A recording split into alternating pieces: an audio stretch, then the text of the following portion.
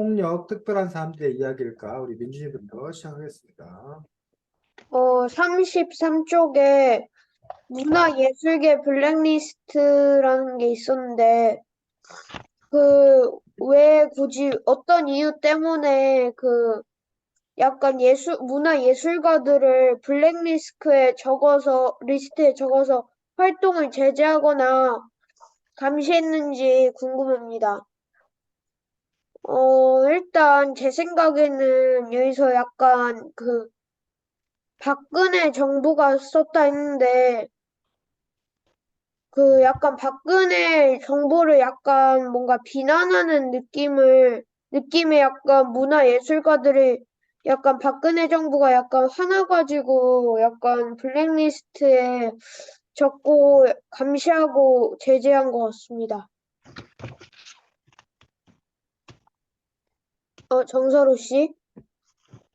제 생각에는, 일단, 음, 박근혜 정부가 그 정치를 하면서 필요한 사람들과 또 반대되는 의견을 가진 사람들이 있었을 텐데, 그런 사람들이 미술적으로 영향을 미치면은 그 자신들의 잘못된 행동 이런 것이 밝혀질 수도 있으니까 그런 것에 위험성을 느낀 사람들은 블랙리스트에 써서 좀 더 감시했던 것 같습니다.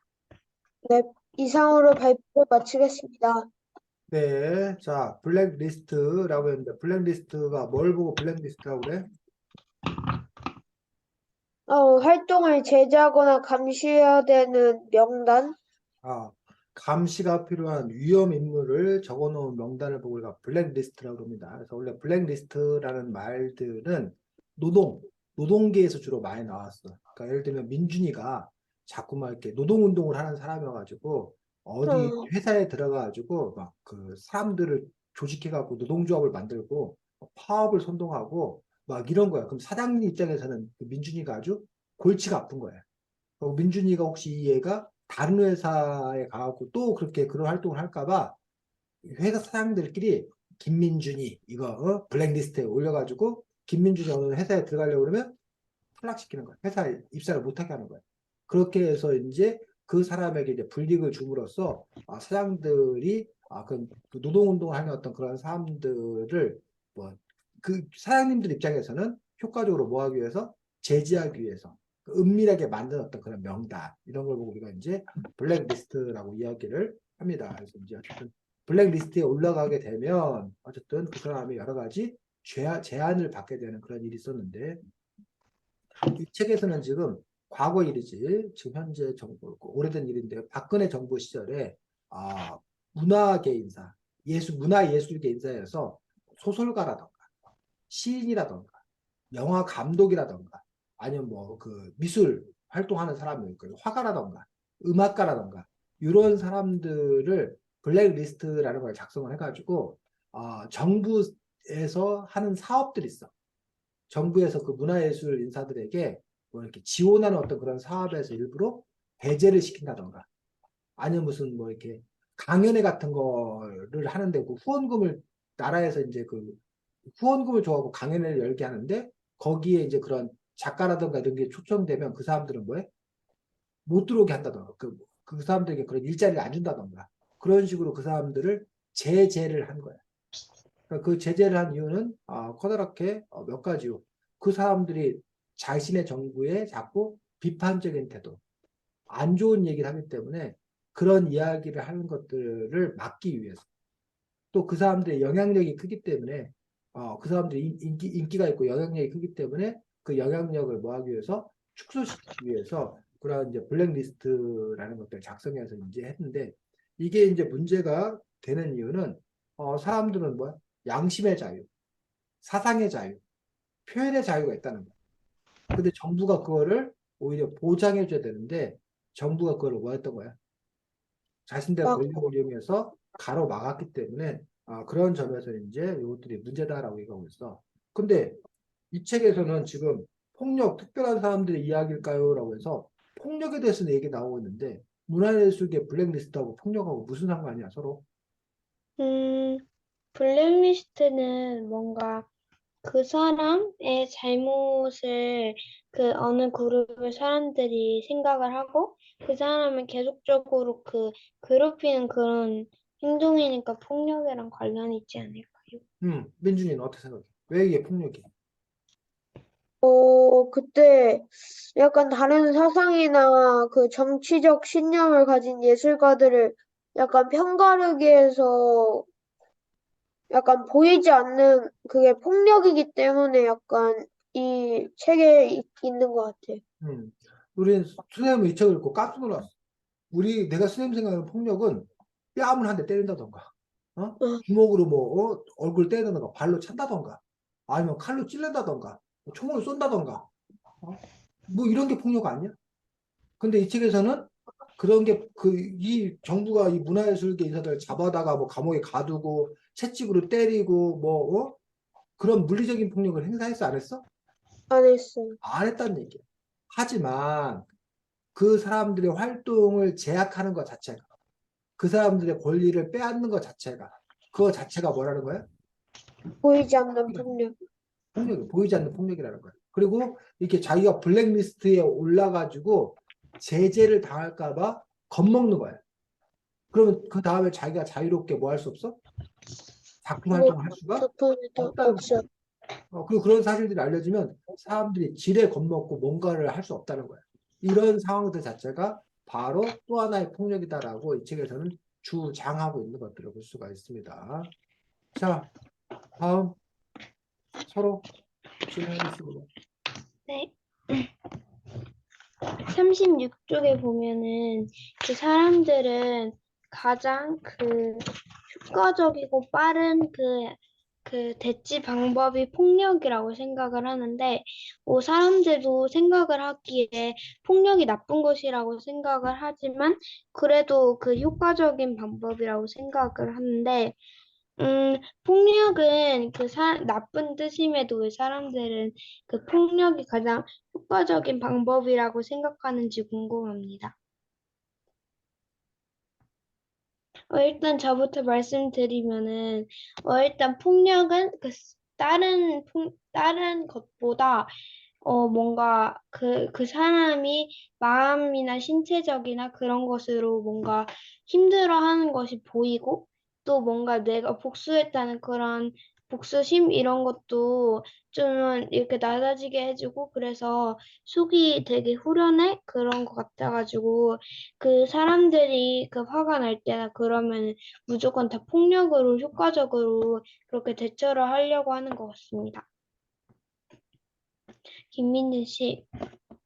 제 생각에는 약간 그 폭력이 약간 뭔가 문제가 있으면 가장 빠르게 해결되기 때문에 뭔가 그 사람들 생각하기에 가장 효과적인 방법이라고 생각하는 것 같습니다.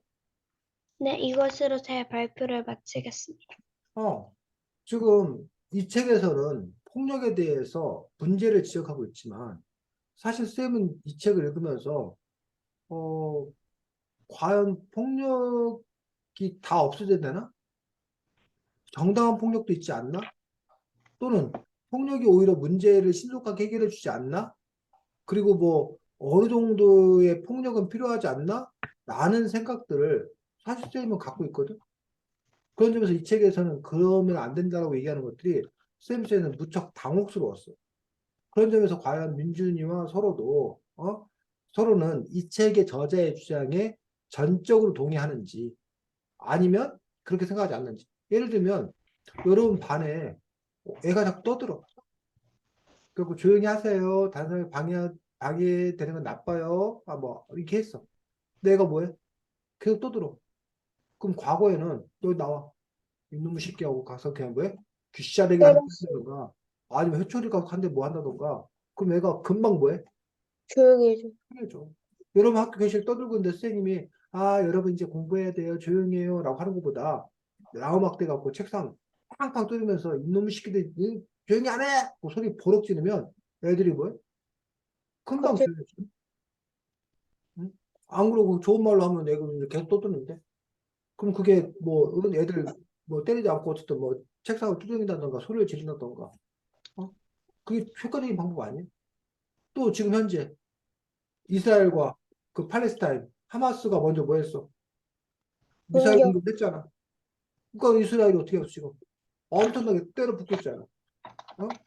아니, 저들이 우리, 가만히 놔뒀더니 우리 이스라엘 사람들을 죽였다. 그러니까 저것들이 먼저 공격했으니까 우리가 저들을 뭐 해야 된다? 싹 쓸어버려야 된다. 하고 엄청난 지금 폭력을 행사하고 있잖아. 근데 이쪽에서는 지금 뭐야? 그런 폭력을 행사하지? 말하는, 어, 그러면 저 상대방이 날 죽이려고 그러는데 그럼 죽여라 하고 내버려 둬야 뭐 이런 부분들에 대해서, 이 책에서 이야기하고 있는 것들을 우리는 어떻게 볼 거냐. 남이 때렸을 때, 나 맞서 싸우는 거 정당하지 않냐. 또는, 음, 뭐 이렇게 아까 떠들고 있는 애들, 빨리 소리치고 뭐 해야지. 애들 조용히 하고 다음 공부할 거 아니냐. 빨리 정리할 수 있지 않냐. 또, 상황에 따라서는 어쩔 수 없이 폭력을 써야 될 수밖에 없는 상황이 있는 거 아니냐. 라고 얘기하고 있다는 얘기. 서로 어떻게 생각해, 이런 주장에 대해서? 폭력이 그 가해질 때 그 사람을 그 다치게 하거나 아니면 복수하겠다는 그런 생각이 아니라 이 사람을 위해서 뭔가 좀 더 나아지기 위해 하는 폭력이라면 저는 괜찮은 것 같아요. 그러니까 폭력이 허용되는 경우가 있다. 서로가 생각하기에. 서로야? 네, 네 주장에는 그러니까 뭐 일부러 다치게 하거나 네, 그 사람들을 못되게 하거나 그런 게 아니라 오히려 그 사람을 위한 거라면 폭력이 허용돼야 된다. 라고 주장하는 거야, 지금? 네, 그럼 우리가 과거에 봤던 그 사랑의 네. 매라고 했던 그런 부분은 있어도 된다. 어, 네, 이 저자는 어떨 것 같아? 이 저자는 사랑의 매라는 거에 대해서 허용하자는 입장이 아니면 사랑의 매라는 것들 도 안 된다는 거야, 이 저자는. 안 된다는 것 같아요. 근데 서로는 사랑의 매는 필요하다. 허용돼도 네, 된다. 음, 네, 그래. 서로야, 나도 네, 사랑해 하고 가서 한 대 퍽 때려도 괜찮다는 얘기지? 에? 왜? 사랑의 매는 허용된다며. 네, 네. 민진이, 민진이 어때? 만약에 그 선생님이 말했는데 너무 막 끝까지 진짜 말을 안 들으면 음, 약간의 폭력은 음, 살짝 사용해도 될 것 같아요. 음. 약간의 폭력이라는 부분들, 과하지 않은 약간의 폭력이 있을 수 있다. 민준이 생각하는 약간의 폭력은 어떤 거야?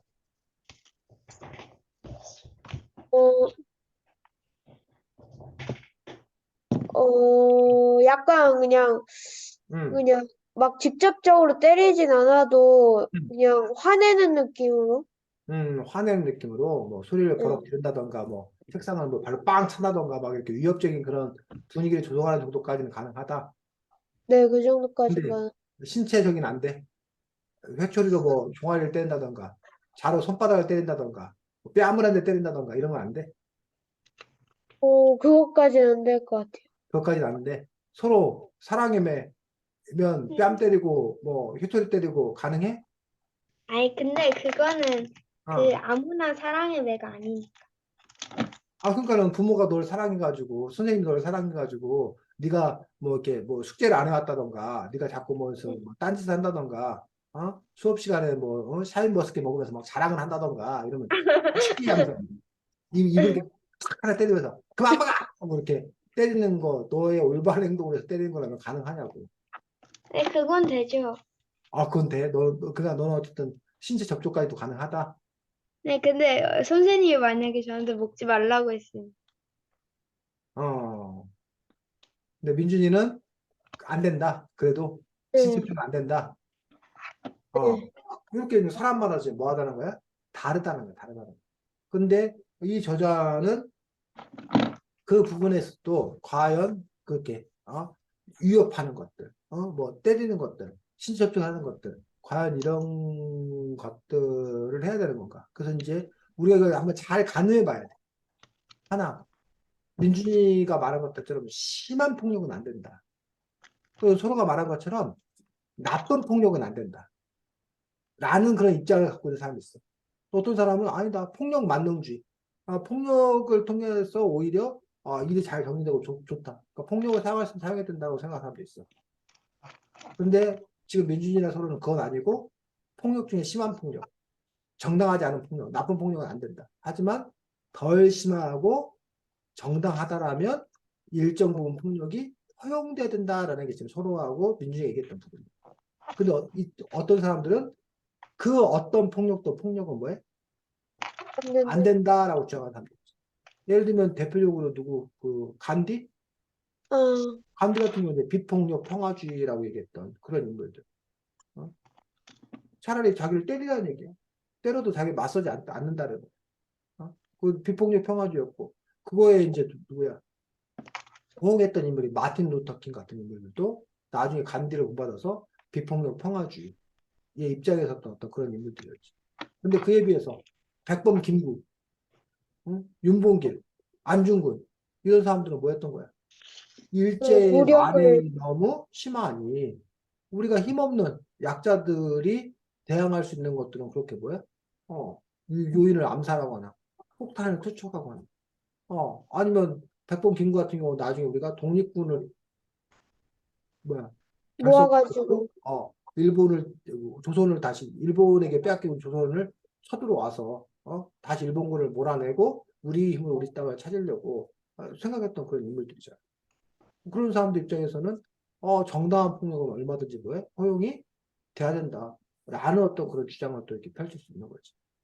그런 점에서 과연 이것들이 어떻게 봐야 되는 건가 해서 사실 상당히 좀 이렇게 복잡한 어려운 어떤 그런 문제일 수 있고 그래서 여러분들이 책을 읽을 때는 그 책의 저자가 뭘 얘기하는지 여러분들이 꼼꼼히 살펴볼 필요가 있고 여러분들 민준이나 서로가 어디까지 동의하고 내가 어디 부분부터 내가 동의하지 못하는지 동의하지 못한다면 왜 동의하지 못하는지 그리고 그가 그렇게 주장하는 근거는 무슨 근거를 갖고 있는지 그리고 그 근거가 과연 그의 주장을 뒷받침하는데 별 문제가 없는지 아니면 어떤 허점, 어떤 문제점이 있는지, 내가 그의 주장을 받아들이지 못한다면 나는 왜 받아들이지 못하는지, 이런 부분들 여러분들 좀 꼼꼼하게 살펴볼 필요가 있다고 생각합니다. 자, 16쪽 보겠습니다.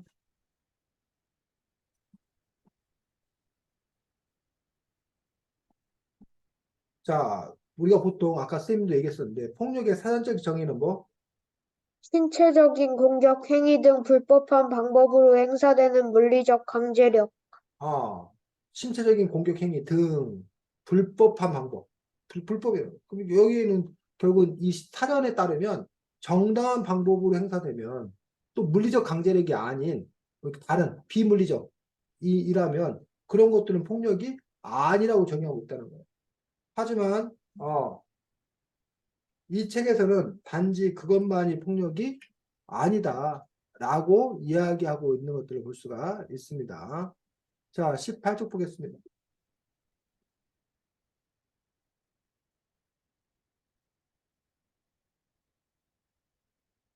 자, 폭력이 좋아하는 것과 싫어하는 것, 폭력의 희망이나 의도, 폭력이 원하는 것을 막을 수 있는 조건 등을 뭐 해보자? 써보자. 써보자. 생각해보자라고 이제 그런 활동을 제안했는데, 민준이나 소론 혹시 써보거나 생각해봤어? 그냥 네. 넘어갔어. 그냥 어? 넘어갔어요, 그냥. 서로는? 서로야? 마이크 꺼져 있어. 네? 서로는 아, 네. 폭력이 좋아하는 거, 싫어하는 거, 폭력의 희망이나 의도, 폭력이 원하는 걸 막을 수 있는 조건 등을 써봤냐고. 18쪽에 써보라고 했는데. 아니요. 수쌤도 안 써봤어. 그래서 사실은 책에서 이렇게 해보라고 그러는데, 사실은 뭐 어떻게 그걸 다 일일이 해. 근데 이제 어쨌든, 이런 걸 사실은 해보는 거가 중요하지. 근데 이제 뭐 사람마다 이제 책을 읽는 어떤 그런 상황이나 이런 것에 따라서, 할 수 없는 어떤 경우들인데, 어쨌든 19쪽에 보니까, 이 폭력에 대해서 주관적인 폭력과 객관적인 폭력을 나누어 설명하고 있어. 주관적인 폭력은 뭐가 주관적인 폭력이야? 어, 명확히 우리 눈으로 알아차릴 수 있는 폭력. 우리가 보통 말하는 폭력, 아까 뺨을 때린다거나 발로 걷어찬다거나 총을 쏜다던가 이런 걸 이 책에서는 주관적인 폭력이라고 얘기를 했습니다. 반면 객관적인 폭력은 우리가 살고 있는 곳에 꼭꼭 숨어 있어서 쉽게 알아차릴 수 없는 폭력. 음, 폭력을 당하면서도 폭력을 당하고 있는지도 모르는 것들을 우리가 음, 객관적 폭력이라고 했는데, 쌤은 이 용어가 주관적인 폭력과 객관적인 폭력이라는 말이 이게 맞는 말인지 모르겠어요. 왜냐하면 보통 주관적이라는 말은 내 혼자 생각하고 있는 것들을 우리가 주관적이라고 그러거든. 객관적인 누가 봐도 명확한 이걸 우리가 객관적이라고 그래요. 그럼 선생님 생각에는 이게 객관적인 폭력이 우리가 보통 이게 때려서 누구나 이게 알 수 있는 거 이걸 객관적인 폭력이라고 하고 주관적인 폭력이 자기는 폭력이라고 생각하면 자기가 보기에 폭력을 생각하기에 폭력이다 주관적 폭력이라고 이게 뒤바뀐 것 같은데 이게 맞는 말인지 모르겠어 사실은. 그러네. 근데 뭐 이 저자가 이제 이렇게 뭐 쓴 거기 때문에 일단은 이게 맞는 거다라고 생각은 하지만, 근데 보통 우리가 생각하는 그 객관적이란 말과 지금 이 말이 뭐야 C 반대로 쓰여가지고 그 철학자나 사회학자들이 이렇게 나눈다고 그래서 이렇게 여러분들이 책을 읽다가 뭐가 들면 의심이 들면 궁금해. 궁금한 점 의심이 들면 사실은 다른 자료를 찾아서 뭐 해야 돼? 조사해 봐야 돼. 그래서 이 책이 혹시 잘못될 수도 있다는 거야. 늘 보면. 근데 쌤도 지금 이렇게 말을 해놓고 쌤도 찾아보지는 못했어. 근데 주관적 폭력과 객관적 폭력 같은 두 가지 용어가 있고 객관적 폭력으로서 여기서는 뭘 예를 들어 놓은 거야? 그 다음에 뭐, 반장 선거.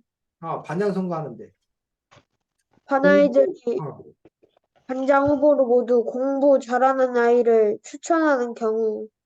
음, 이럴 때 이게 폭력이라는데 이게 이해가 돼? 이게 왜 폭력이야?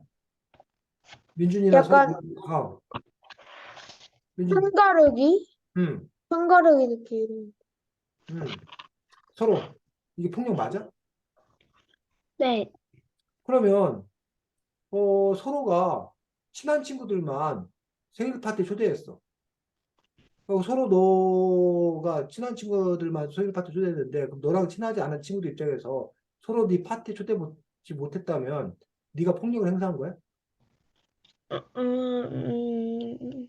그건 아닌 것 같은데. 어? 아이돌들 뽑는데 키 크고 날씬하고 예쁜 사람들은 아이돌을 뽑잖아. 그럼 그게 폭력적인 거야? 음, 민준이, 음, 폭력적인 거야?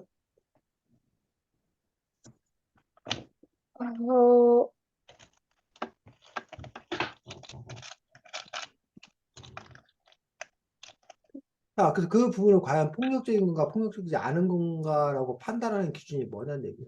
그러니까 반장 선거하는데 공부 잘하는 애가 반장이어야 된다. 반장 선거에 출마할 수 있다. 라고 제 조건을 달았어. 그럼 그게 폭력적인 거라면 그건 왜 폭력적인 거냐는 얘기지. 왜 폭력적인 걸까? 민준 서로. 음, 어, 그게 폭력적이라고 주장하는 근거는 쌤 생각에는 이렇다고 생각해요. 반장이 되는 것과 공부를 잘하는 것과 별 뭐, 관계가 없다. 큰 관계가 없다고 보는 거예요. 그러니까 반장은 반 아이들을 대표해서 리더십 있게 잘 이끌면 돼. 그 공부를 뭐 하지 않아도 잘하지 잘하지 않고 않아. 반 아이들을 잘 이끌 수 있는 거예요. 근데 공부라는 요인과 그 반 아이들 잘 이끄는 요인이 별 관계가 없음에도 불구하고 그런 조건을 내걸었더라면 그게 폭력적일 수 있다는 거지. 이해가? 네. 네. 아, 그런데 공부 잘하는 것과 반을 잘 이끄는 것과 사이에 관계가 있어 없어 서로가 믿냐 그게 없는 것 같아요. 없는 것 같고 서로는 민준이는 저도 없는 것 같아요. 근데 이제 그동안에 공부 잘하는 애가 모험적이다 모험적인 아이들이 반 아이들 뭐야 대표해서 모험적으로 잘 이끌 거다 이런 식의 등식을 생각한 거야 근데 과연 그것들이 등식이 성립하는 건가라는 부분도 우리가 생각을 해봐야 되고 그것 다 손치더라도 그게 뭐야 절대적 관계가 아니라면 공부 못하는 사람들 중에도 발을 잘 이끌 수 있는 여지가 있다라면 그들에게도 뭐 해야 된다는 거야? 기회를 줘야 된다. 기회를 줘야 된다는 거지. 공부 못하는 애를 뽑으라는 얘기가 아니라. 근데 기회를 주는 것과 기회 자체를 주지 않는 것 사이에는 엄청나게 큰 차이가 있다는 거지. 또 우리가 인종차별, 흑인이란 이유로, 백인이란 이유로 어디서 뭐 한다. 그걸 뽑는다, 못 뽑는다, 안 뽑는다. 뭐 이런 부분들. 뭐 스튜디오스를 뽑는데 뭐 몸무게가 뭐 얼마 이하여야 되지 뽑는다. 뭐 키가 얼마 이상이어야 돼 뽑는다. 라는 것들. 물론 이제 그 업무 자체가 뭐 키가 큰 키를 요구를 해. 그러면 그거는 폭력적이라고 볼 수 없는 거겠지. 근데 그 업무하고 큰 키나 미모하고 이게 별 큰 상관관계가 없는데 그런 제한을 줬다라면 그런 것들을 뭐라고 봐야 된다?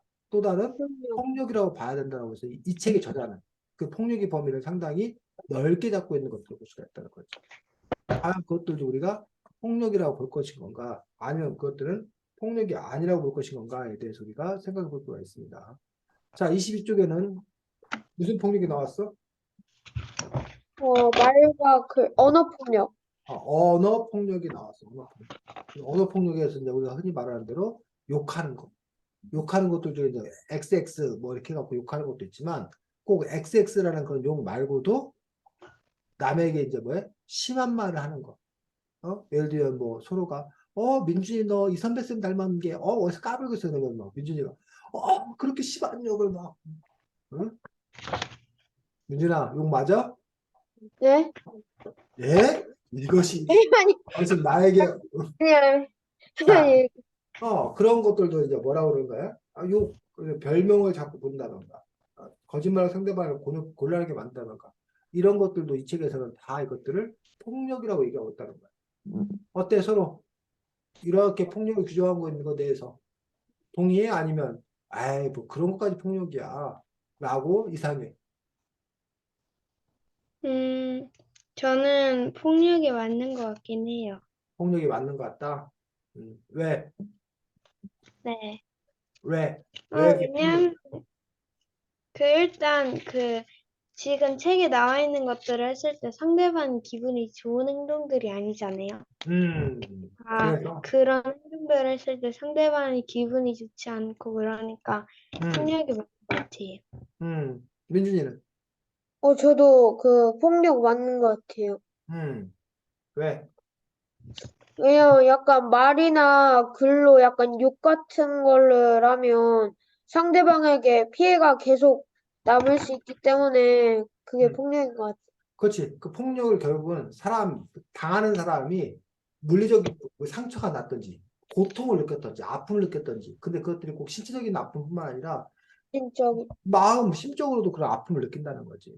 그런 점에서는 과연 이렇게 꼭 때리지 않았다 하더라도 심한 말 함으로써 내가 마음의 아픔을 느꼈다라면 그건 역시 폭력으로 봐야 되지 않겠냐라고 얘기를 하고 있는 거고 누군가가 거짓말 해가지고 자기를 아주 이렇게 마음 아프게 힘들게 했다면 그건 역시 폭력이지 않겠냐라고 이 책의 저자는 주장하고 있는 것도 볼 수가 있습니다. 그래서 부모가 자녀에게 함부로 말을 하거나 뭐, 예를 들면, 어이구, 너 같은 것이 태어나가지고 내가 너 같은 걸 낳지를 말았어야 되는데. 이것도 사실 상당히 뭐한 말이에요?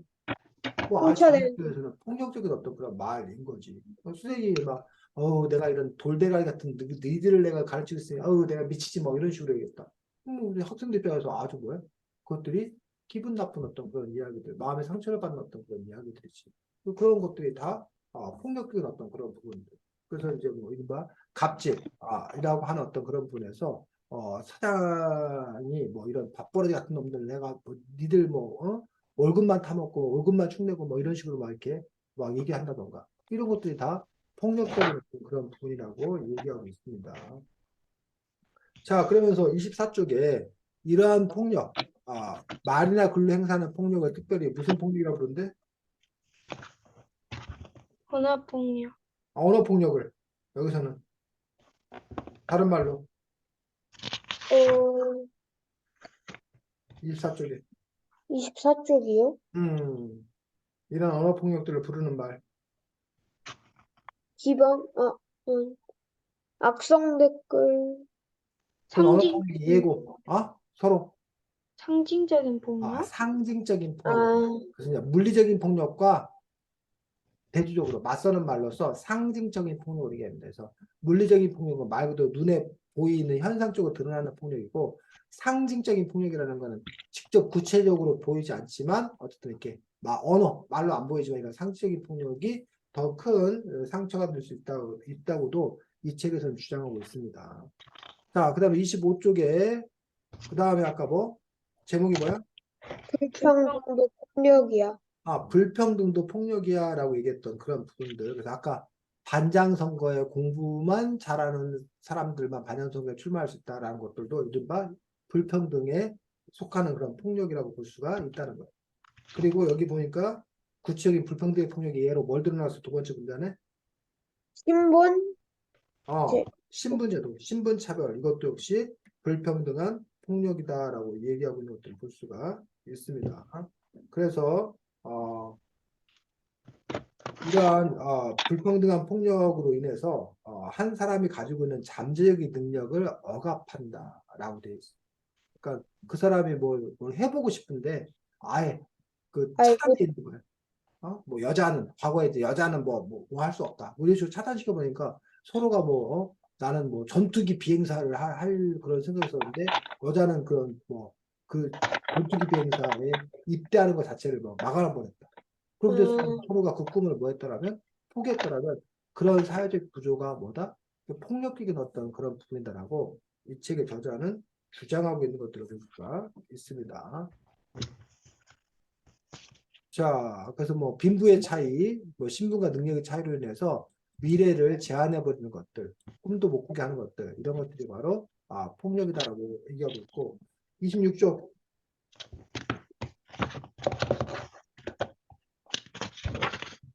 자, 그러다 보니 누구에게 뭘 하지 마라 하는 것도 폭력이지만 반대로 모두 폭력이라는 거예요. 세 번째 문단. 다른 예로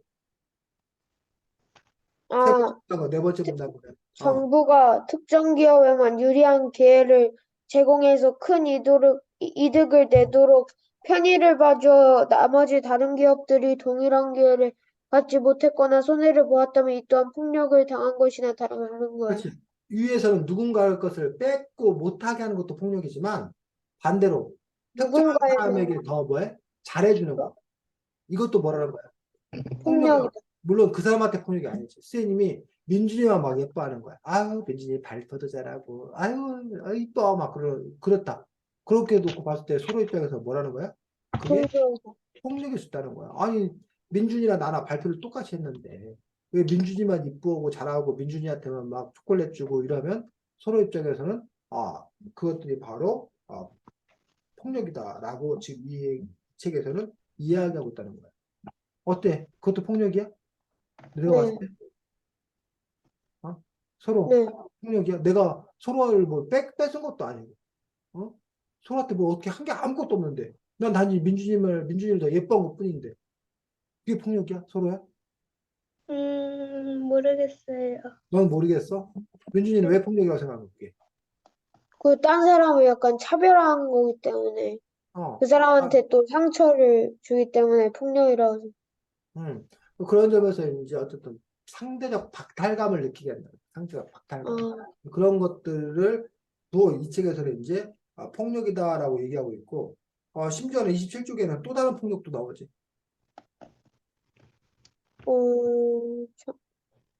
정부나 정당이 27쪽, 그래, 국민들의, 27쪽. 말해. 국민들의 이익에 반하는 정책을 만드는 경우라면 이것도 정치적인 폭력에 해당된다.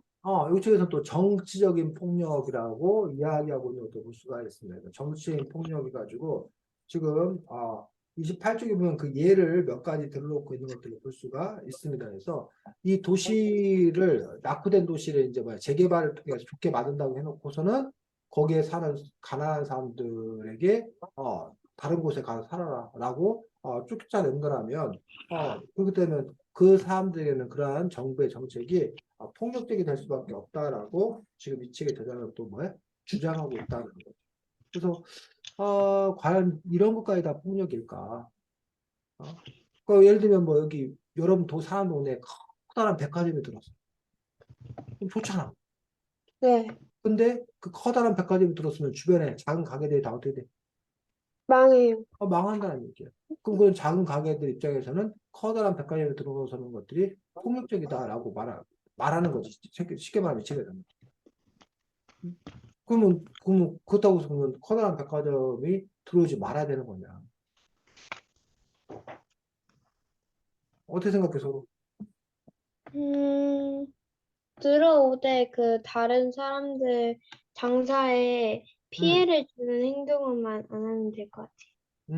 그런 방안을 찾아야 된다. 민지님. 만약에 들어온다면 그 작은 가게들이 아예 백화점에 입주하면 될 것 같아요. 아, 그런 방안을 찾는다. 그래서, 근데 그런 점에서 지금 이제 성호나 민준이가 얘기했듯이, 이른바 그걸 통해서 이익을 얻는 사람들이 그걸 통해서 소외되거나 손해를 보는 사람들에 대한 적절한 조치, 보상, 이런 것들을 취해줘야 되는데, 그런 것들을 나몰라라 한다면, 그건 역시 이제 폭력으로 볼 수 있다라고 얘기하고 있는 거죠. 근데 과연 그런 것까지 우리가 해야 되냐? 우리 자본주의 사회는 경쟁하는 사회고, 경쟁에서 승자가 모든 걸 다 차지하는 거 아니냐? 근데 그것들이 패배했다고 해서, 과연 그 승리한 것들이 과연 그걸 폭력이라고 볼 수 있느냐? 그건 정당한 노력의 결과다. 정당한 경쟁의 결과다. 나하고 또 그런 프레임으로 얘기하는 사람도 있다는 거예요. 하지만 지금 이 책에서는 그거에 대해서 다른 관점, 폭력의 관점에서 봤을 때는 그것도 폭력이다라고 지금 얘기하고 있는 또 그런 부분을 볼 수가 있습니다. 자, 그래서 이제 29쪽에 보면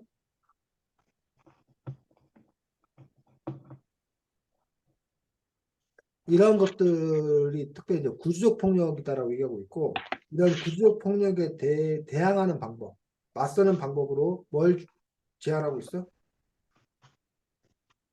어, 어떤 일에 대해 진지하게 생각하고 제대로 판단할 수 있는 생각의 습관. 그 생각의 습관을 여기서 뭐라고 정리했어? 29쪽에. 비평적인 사. 비평적인 사고를 할 수 있어야 된다. 그 진실을 알아차릴 수 있어야 된다라고 하는 것들. 그러니까 우리가 아까 때리는 것만 폭력이 아니다 하는 그런 부분에서 아까 이 책에서 말했던 객관적 폭력은 눈에 보이지 않고 그렇기 때문에 그 폭력을 알아챌 수 없다라는 거예요. 그래서 무지야말로 문제다라고 하는데 그것들이 폭력이다라는 것들을 발견하고 알아차리고 그거에 적절하게 대응할 수 있으려면 비평적 사고라는 것들이 필요하다라고 얘기하고 있고 그러려면 아까 민준이가 말한 대로 어떤 일에 대해서 이렇게 진지하게 고민하는 것들. 그리고 그 겉에 보이는 것만을 보는 것이 아니라 그 안에 담겨져 있는 그 숨은 의도가 뭔지 그건 역시 이제 뭐에 파악할 수 있는 어떤 그러한 태도가 필요하다라고 이 책에서는 이야기하고 있습니다. 30쪽. 얘 보면 또 다른 폭력이 또 나와. 여태까지 나오지 않았던 또 다른 폭력. 무슨 폭력? 차이를 인정하지 않는 것. 차례 인정하지 않는 것도 폭력이라고 얘기했는데, 그 중에 이제 무슨 폭력? 편가르기? 응? 편가르기? 문화적 폭력? 문화적 폭력이라는 게 나. 문화적 폭력이라는 것도 있다는 거. 쌤 이 책을 보면서, 도대체 폭력 아닌 게 뭐야? 온갖 것들이 다 폭력이네. 라는 그런 반발심이 들게 됐는데, 문화적 폭력이 뭐라는 거야?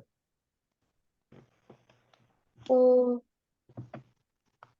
사상이나 철학, 예술, 사회, 여론 등을 통해서 행사되는 폭력.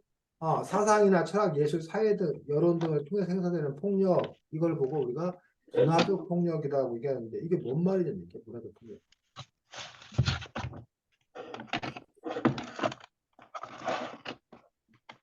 예를 들면 뭐가 문화적 폭력이라는 거야?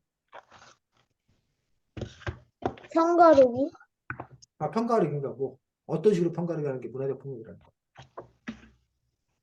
음, 아, 한 사회의 지배적인 생활 방식에 따르지 않는 사람들을 부적응자 또는 심각한 병을 가지고 있는 것으로 몰아가기. 쭉 그 사회에는 그 사회 나름의 가치라는 게 있다는 거야. 예를 들면 결혼을 해야 돼. 우리 사회 결혼이 당연하잖아. 당연히 남녀가 결혼하잖아. 근데 결혼 안 했다는 이유로 저 이상한 거 아니야? 너 성불구자 아니야? 너 성격 이상한 애 아니야? 그러니까 결혼 안 하는 거 아니야? 결혼 못 하는 거 아니야? 라고 그들을 비난한다면 그런 게 바로 뭐라는 거야? 폭력이다. 문화적 폭력이라는 거야. 문화적. 결혼하며 살아야 된다. 애를 결혼했으면 또 뭐 해야 된다? 자식 낳아야 된다. 왜 아, 당연히 생각하냐? 왜 자식을 안 낳아? 너 이기주의자야? 왜 너네만 생각해? 라고 그들을 비난한다면 그것도 뭐가 될 수 있다는 거예요? 폭력. 문화적인 폭력이 될 수 있다라고 지금 이 책의 저자가 주장한 거예요. 과연 그게 폭력이냐고. 선생님 지금 계속 지금 이렇게 묻고 있는 거예요, 여러분한테. 이 책의 저자는 아까 말한 대로 뭐 구조적인 폭력도 있고, 뭐 상징적인 폭력도 있고, 언어 폭력도 있고, 지금 나는 얘기 문화적인 폭력도 있는데, 과연 여러분이 보기에 이런 것들도 과연 뭐예요? 폭력이라고 볼 수 있냐라는 얘기야. 아, 결혼은 당연히 남자 여자가 해야지, 이성 간에. 그런데 뭐 남자 간에 결혼을 하겠대. 여자 간에 결혼을 하겠대. 어? 그게 무슨 말이 되냐고. 라고 한다면 이 책의 저자는 뭐라는 거야? 그것도 폭력이. 문화적인 폭력이라는 거야. 그럼 과연 그게 문화적인 폭력이냐? 아니면 이 사회를 잘 뭐하기 위해서 지키기 위해서 그 정당한 가치를 교육하는 거냐? 라는 부분들에 대해서 과연 우리는 어떤 입장을 취할 거냐? 어쨌든 이 책의 저자의 주장은 뭐야? 폭력이 아니려면 어때야 되는데? 32쪽에.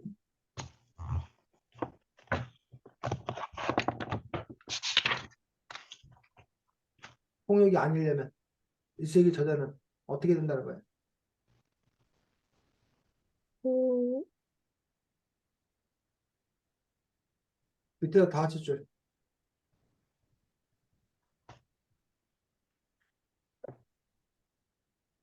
결국 우리가 해야 하는 것, 어, 응? 맞아. 민지 맞아. 왜? 저 이거요? 음. 결국 우리가 해야 하는 것은 다름을 수용하는 태도를 갖는 거란다.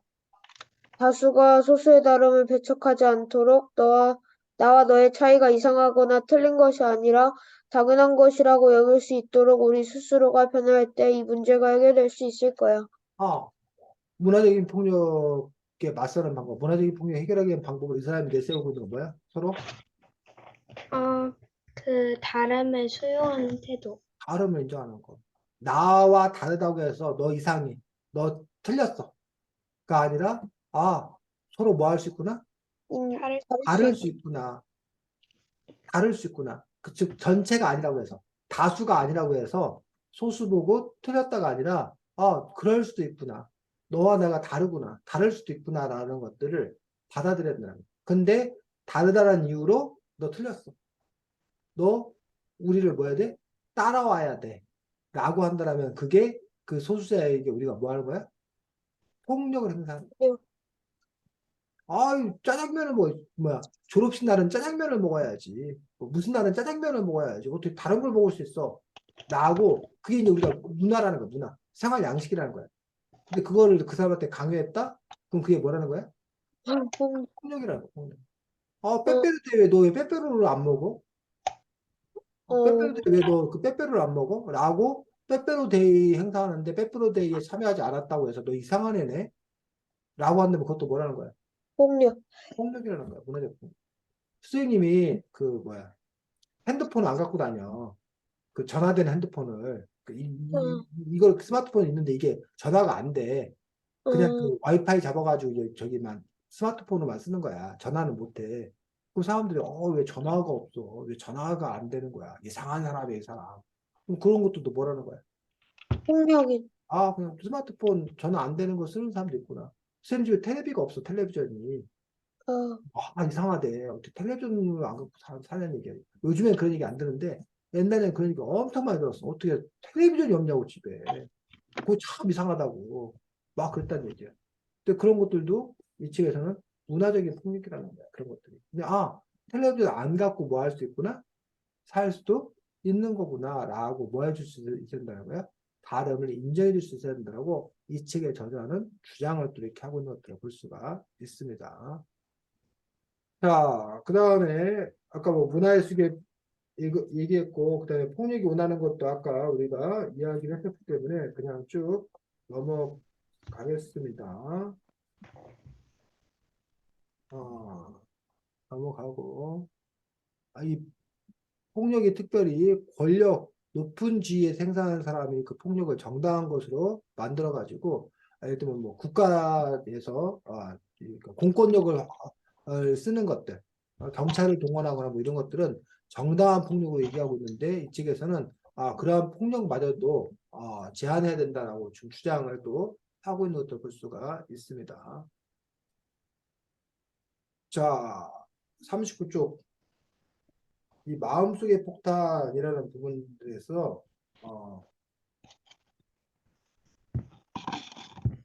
이런 얘기 나옵니다. 밑에서 둘, 넷, 다섯, 여섯 줄.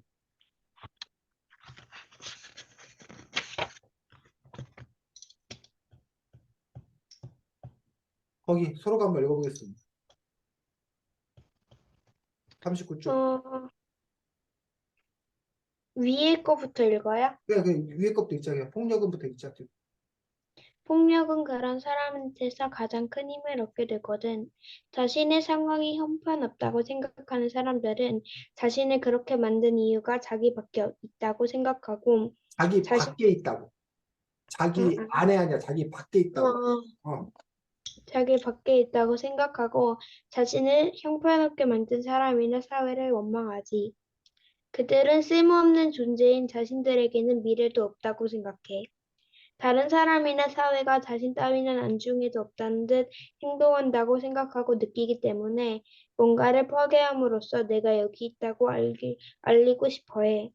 폭력은 그들의 마음속에 폭탄을 장착하는 거야. 아, 그러면서 40쪽에, 그 전에 이제 요 얘기하면, 요 39쪽 얘기 들으면서 지금 서로 얘기 들으면서 혹시 생각나는 거 없어?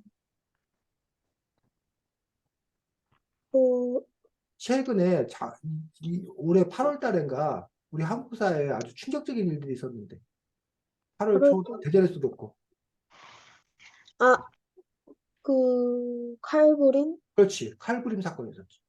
그러면서 아무나 대고 그냥 가서 막 칼부림 한 거잖아. 근데 그런 사람들이 주로 누구였었다는 거야? 소외자? 어, 아닌가? 소외돼 있던 사람들, 은둔했던 그런 사람들이 막 사회에 불만을 품고 나와가지고 남들이 히덕거리며 사는 게 난 너무 기분 나빴어요. 난 불행한데 그 사람들이 뭐가 행복한 거가 난 그 사람들이 뭐 했어요? 싫었어요. 나가면서 그들을 뭐 그냥 닥치는 대로 뭐 했다는 얘기지. 그러니까 그런 사람들의 경우를 지금 얘기하고 있는 거야. 우리는 보통 폭력하면 힘센 사람이 폭력을 쓴다라고 생각하는데 힘 약한 사람도 이렇게 폭력을 쓰는 경우가 있는데 바로 그것들이 자신이 이렇게 된 것은 다 뭐야? 사회 구조적인 어떤 그런 원인이다. 라고 하기 때문에 이런 폭력을 통해서 그렇기 때문에 자기가 존재한다는 걸 증명하기 위해서 그런 폭력을 휘두르는 그런 경우들에 대해서 우려하고 있는 것들을 볼 수가 있습니다. 자, 그래서 40쪽에 읽겠습니다. 민준이. 첫째 줄.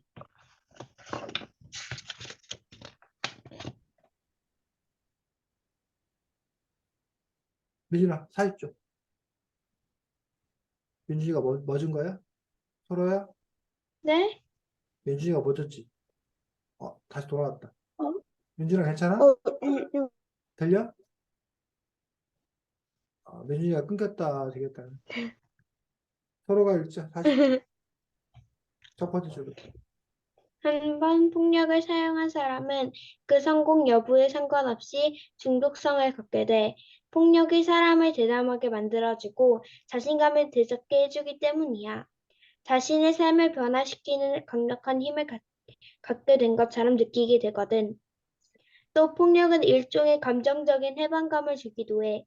그동안 꽉 막혀있던 마음의 숨통을 틔워주는 것 같은 아, 시원함을 느끼게 민준이 하지. 잘 들려, 이제? 네. 아까 버퍼링이 있었던 것 같습니다. 자, 그래서 폭력을 행사하면 자신감을 얻고 해방감을 느끼고, 그런 그 착각 속에 시달린다는 거. 남들이 날 주목하는 거. 그런 부분에서, 그렇기 때문에 사람들이 폭력에 중독되고 폭력에 빠져들게 되는 어떤 그런 부분을 볼 수가 있다는 거예요. 하지만, 사실 이쪽에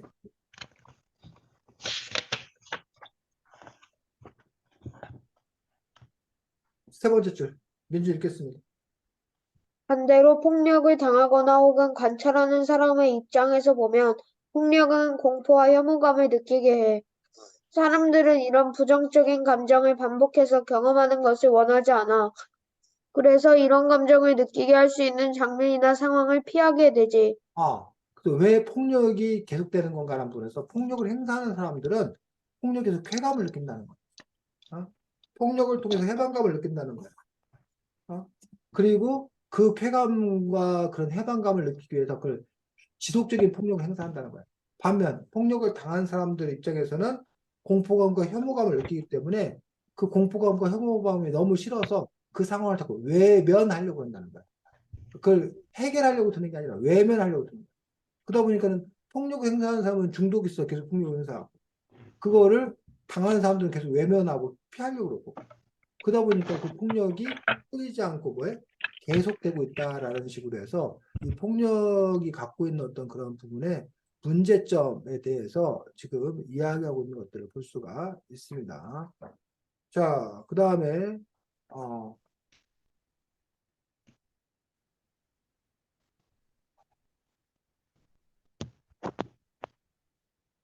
44 쪽에 라쇼명 효과라는 이야기가 나오거든. 44 쪽에 라쇼명 효과가 뭐래? 라쇼명 효과.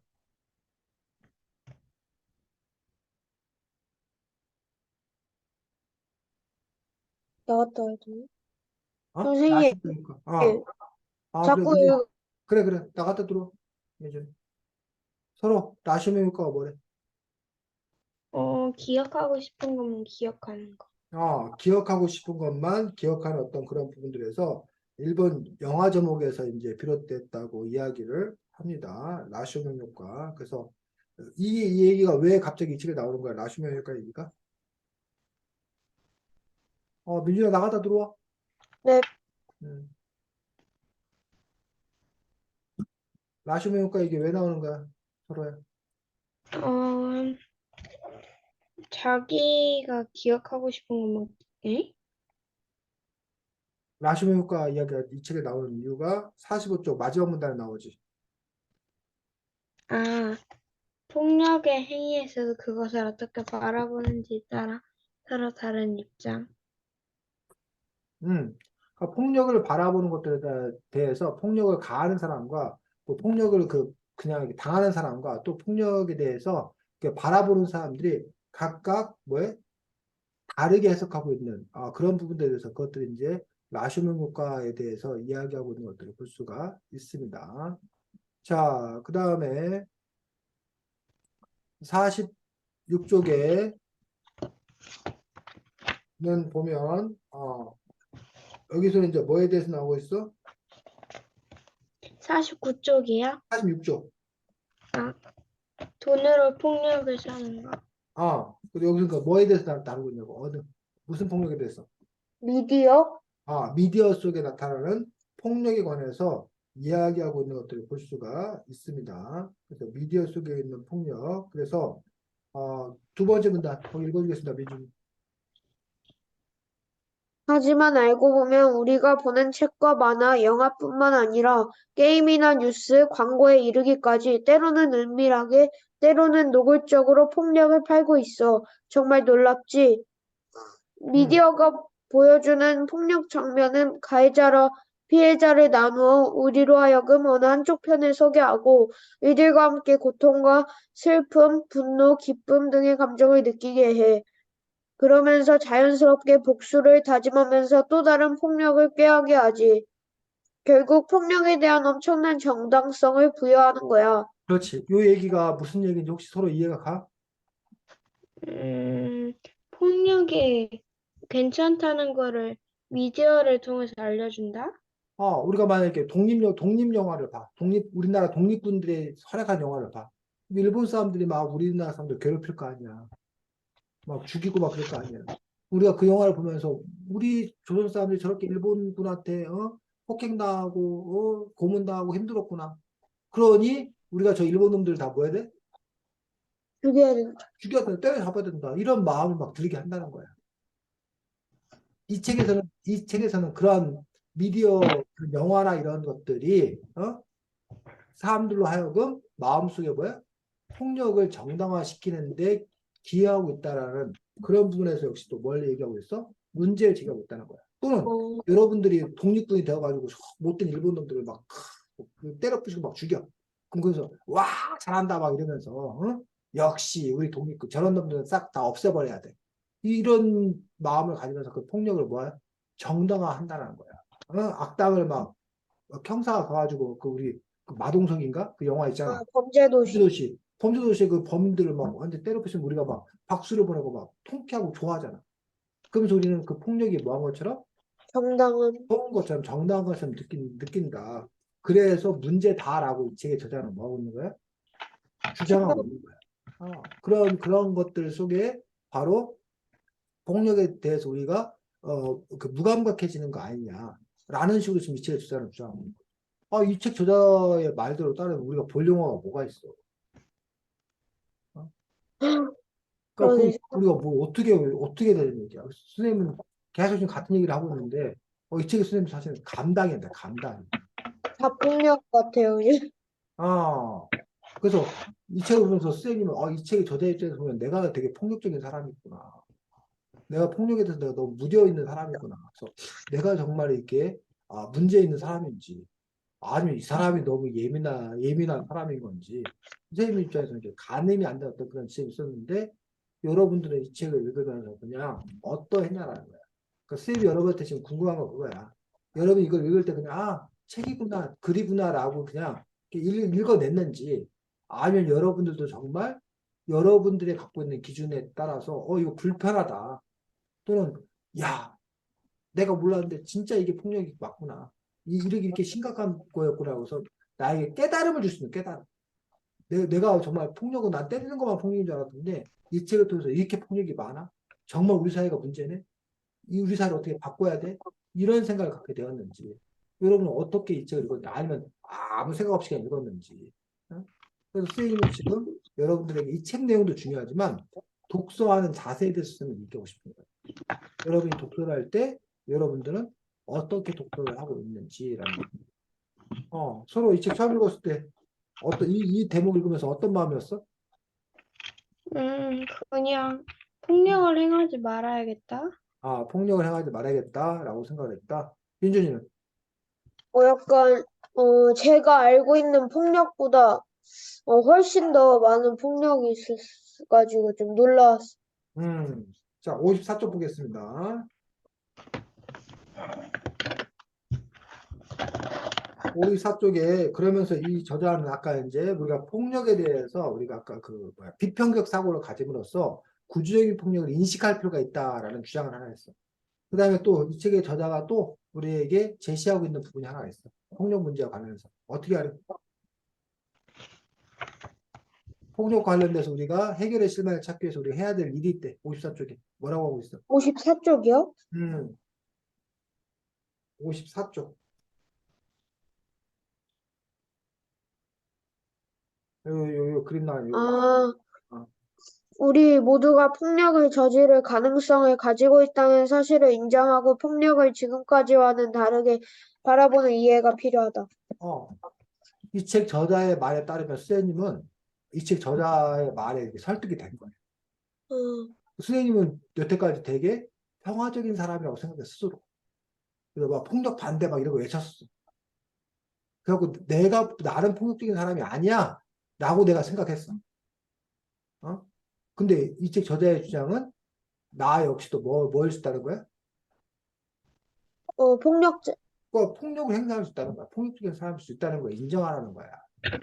그리고 살펴보라는 거야. 어때 서로 자신도 폭력적인 사람이 될 수 있다. 너도 폭력을 행사할 수 있는 사람이 될 수 있다는 거에 동의가 돼? 아니면 아니 저처럼 착한 사람이요? 라고 전혀 동의가 안 돼, 서로야. 동의 어떻게 보면 할 수도 있을 것 같아. 어떻게 보면 할 수 있을 것 같아? 민준이는. 저도 비슷한 것 같아요. 민준이 막 맨날 착한 아들 막 모범생 막 이런 얘기만 많이 듣고 살았던 거 아니야 그동안? 너 애가 왜 폭력 아니, 이런 말 들어본 적 있다 한 번도? 한 번이라도? 아니, 들어보진 않았는데 약간, 모르겠어요. 그러자면 선생님 보면 서른아 민준이만큼 착한 애가 없는데 네. 근데 서른아 민준이도 뭐야? 폭력을 행사할 수 있는 사람이라고 생각을 하라는 거야. 그리고 우리가 나도 모르게 이 사회 구조적 폭력, 아까 문화적인 폭력 같은 경우, 나도 네. 모르게 다수 쪽에 있다 보면 소수에 대해서 그러면 안 되는 거 아니야라고 내가 생각한다면 그것도 그들의 소수들에 대해서 우리가 폭력을 행사하고 있는 어떤 그런 일인 거지. 심지어 이 사람이 보면 이것도 폭력이라고 할 수 있을 거야. 밤 10시 20분에 초등학생들하고 공부를 해? 이런 폭력적인 있는 이것도 폭력이라고 얘기할 수 있을 것 같은데 그 사람들 보기에는 서로 어떻게 생각해? 어? 여러분 음, 부모님도 지금 여러분한테 폭력을 행사하고 있는 거 아니야? 아니 초등학생들한테 밤 10시까지 공부를 시키고 말이야. 이런 폭력이 있어. 왜 민준이 너 에, 통쾌해? 폭력이 에? 밝혀져서 폭력이 밝혀져서 통쾌해? 에, 어? 서로야 어때? 폭력 맞아? 네, 폭력이죠. 오 폭력이죠. 알겠어. 맞네. 쌤이 폭력을 행사하는 사람이 맞네. 야 이거 어떻게 하면 좋아 이거를. 근데 너는 폭력 당하고 있으면서 너는 왜 그냥 그대로 있어. 에? 어? 서로야. 네? 폭력을 당하고 있으면서 왜 그대로 있어 그냥. 아픈데 그냥 참고 있는 거야? 아, 어떻게 할까요, 그럼? 어떻게, 어떻게 할까요 그럼? 야 그렇군요. 어쨌든 이런 부분들에 대해서 정말 쌤이 지금 그 웃긴 거지. 폭력을 행사하고 있으면서 이것도 폭력 아니야 막 이러고 있는 거. 어, 이걸 도대체 우리가 어떻게 봐야 하냐라는 부분에 대해서 얘기하고 있습니다. 자, 뭐 이 책에서 보면 또 뭐 가정학대에 관해서 나와 있는 그 부분에서 뭐 가정학대의 원인이 그 애가 네가 속색이니까 네가 문제니까 맞을 짓을 한다. 학교에서도 네가 떠드니까 네가 혼난다. 라고 해서 그 당하는 사람이 원인을 제공했다고 생각하는데 과연 그 맞느냐. 그리고 설령 원인을 제공했다 하더라도 폭력이 과연 올바른 해결 태도인 건가? 라는 부분에서 이 책은 또 의문을 또 이렇게 제기하고 있는 것들을 볼 수가 있습니다. 그래서 이 책에 이제 그 학교 폭력, 성폭력, 스토킹, 미디어 폭력, 뭐 사이버 불링 등등 여러 가지 또 다양한 그런 폭력에 대해서 이야기를 또 이렇게 쭉 하고 있습니다. 어쨌든 폭력의 어떤 그런 여러 가지 모습들에 대해서 그리고 끝으로 폭력 없는 세상이 되기 위해서 어떻게 되는 건가라는 부분에서 아까 말했듯이 비판적 사고를 길러야 되고 자신이 스스로 가치 있는 자존감 있는 사람이라는 걸 깨달아야 되고 폭력을 폭력으로 맞서지 않아야 되고 또 이제 연대해야 되고 뭐 이런 또 여러 가지 해결 방안까지 이 책에서 또 나름대로 얘기하고 있고 특히 쌤 눈에 띄었던 것들이 이제 이른바 나만의 안전지대 만들기라는 그런 챕터가 있었는데 혹시 기억나? 몇년이 서로? 네. 나만의 안전지대 만들기가 뭐야? 음, 뭔가 자신이 그 폭력을 극복할 수 있는 것을 만드는 거. 음, 서로는 있어? 저요? 음, 글쎄, 안전지대가 있어? 모르겠어요. 뭐라고? 모르겠어요. 모르겠고 민준이는? 약간 스트레스 받았을 때 음, 나가서 친구들이랑 약간 축구하면 플레이한 것 같아요. 그럼 그게 이제 안전지대가 되는 거지. 그래서 장소나 공간이 될 수도 있지만 어떤 행위가 될 수도 있고 해서 그런 폭력으로부터 자기 자신을 지키고 상처된 마음을 달래는 곳으로서 그런 안전지대를 만들어야 되고 그 다음에 기대고 비빌 언덕 찾기라고 되어 있어서 자신들이 그렇게 당했을 때 누군가에게 터놓고 위로받을 수 있는 친구가 되었던 뭐 부모이 되었던 쌤이 되었던 그러한 사람들에 대해서 자기가 역시 왜 알고 있어야 된다라고 얘기하고 있고 자꾸 하찮은 것 발견하기라는 부분에서 자기가 무기력하게 당하고만 있는 것들이 아니라 자기가 뭔가를 했다라는 것들에 대해서 자기가 꿈틀거렸다는 것에 대해서 그걸 자꾸 자기가 발견해내고 탓하지 않기라는 부분은 그걸 자기 탓으로 돌리는 그러한 일들을 법에서는 안 된다라고 있죠. 또 이 책에서는 이렇게 주장을 하고 있는 부분들이 보기 때문에 이쪽 앞부분에 이제 폭력이 뭐다로 중요하지만 사실은 오히려 뒷부분 우리는 같이 얘기를 별로 안 했지만 폭력에서 스스로를 어떻게 지킬 것인 건가 그리고 폭력의 사회적인 문제들을 어떻게 해결할 것인 건가라는 부분들. 그래서 우리 아까 서로가 밤 10시 반까지 공부를 하는 폭력적인 문제를 과연 어떻게 해결할 수 있을 건가라는 부분들에 대해서 연대해야 된다. 서로야. 연대 방안을 한번 잘 찾아봐. 네. 아, 그리고 안전지도 잘 찾고 비비건독도 잘 찾고 자 다음 주에는 사고뭉치 우리가 힙합이다라고 돼 있는데 혹시 소로나 민준이 힙합 아는 힙합 있어? 네, 있어요. 있어 민준이는 소로는 저는 모르겠어요. 모르겠고 그래서 사고뭉치 우리가 힙합이다라는 책도 한번 읽어보고 요즘 뭐 유튜브나 이런 데 가면 힙합 노래 얼마든지 들을 수 있으니까 한번 찾아서 들어보고 뭐 이렇게 즐기라는 게 아니라 들어보고서 자기는 또 그 힙합이 자기한테 어떤지 그래서 책은 아무래도 이제 글로만 돼 있는데 힙합은 글이 아니라 노래, 음악. 듣는 게 중요하기 때문에 여러분 또 힙합을 또 미리 한번 들어보는 것도 또 좋다고 생각합니다. 민준이가 좋아하는 힙합, 아는 힙합은 다음 주에 그 민준이가 소개를 해주고 서로는 들어본 소감 얘기해 주면 되고 네. 자, 수고 많았습니다. 오늘의 폭력은 여기서 마치겠습니다. 아, 잘 쉬어. 네, 안녕. 안녕히 음, 계세요. 그래.